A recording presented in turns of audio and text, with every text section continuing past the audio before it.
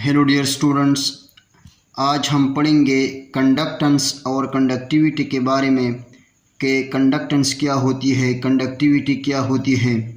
तो आइए पढ़ते हैं कंडक्टेंस और कंडक्टिविटी के बारे में।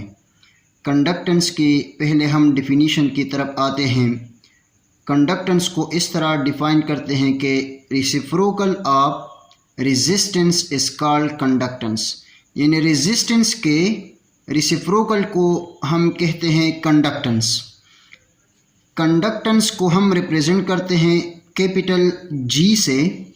रेसिप्रोकल ऑफ रेजिस्टेंस को हम कहते हैं कंडक्टेंस और कंडक्टेंस को हम रिप्रेजेंट करते हैं कैपिटल जी से। मैथमेटिकल फॉर्म की तरफ आते हैं। कंडक्टेंस चूँकि रेसिप्रोकल ऑफ रेजिस्टेंस के बराबर होता है तो इसलिए जी हमारे पास बराबर होता है 1/r के। अब हम आते हैं यूनिट ऑफ कंडक्टेंस की तरफ। तो रेजिस्टेंस की यूनिट ओहम होती है, तो 1/ओहम ये कंडक्टेंस की यूनिट हो गई। और 1/ओहम को हम मोह भी लिखते हैं, यानी हम जस्ट ओहम को इसकी नेम को जस्ट रिवर्स करते हैं, यानी MHO यानी मोह लिखते हैं। सो मोह is the unit of conductance. आजकल मोह जो है ये बैकवर्ड लफ्ज़ जो है ये इस्तेमाल होता है। सो मोह की जगह हम एक और यूनिट को डिफ़ाइन करते हैं जिसे कहते हैं siemens. So siemens is the unit of conductance और साइमन को हम रिप्रेजेंट करते हैं S से।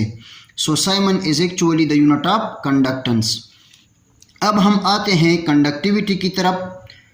सो कंडक्टिविटी को पहले हम डिफ़ाइन करते हैं। Reciprocal of resistivity is called conductivity, यानी रेजिस्टिविटी की रेसिप्रोकल को हम कहते हैं कंडक्टिविटी। कंडक्टिविटी की रिप्रेजेंटेशन की तरफ आते हैं। Conductivity is denoted by sigma. Conductivity को हम रिप्रेजेंट करते हैं सिग्मा से।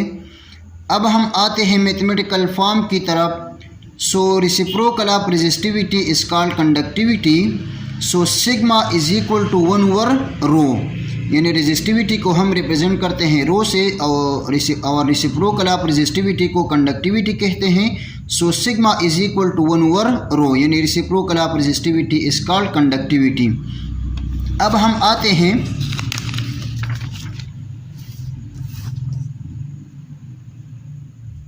चूँकि हमने पिछले वीडियो में पढ़ा था कि रेजिस्टेंस हमारे पास बराबर होता है rho into L divide by ए के, और इस इक्वेशन से रो हमारे पास बराबर होता है r into a divide by l के।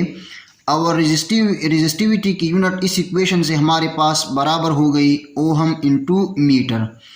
सो चूँकि कंडक्टिविटी रेसिप्रोकल ऑफ रेजिस्टिविटी के बराबर होता है तो 1/रो की जगह हमने यहाँ पर पुट कर दी rho R into A divided by L, यानी रेजिस्टिविटी की value R A divided by L यहाँ पर हमने पुट कर दी रेजिस्टिविटी की जगह R A divided by L.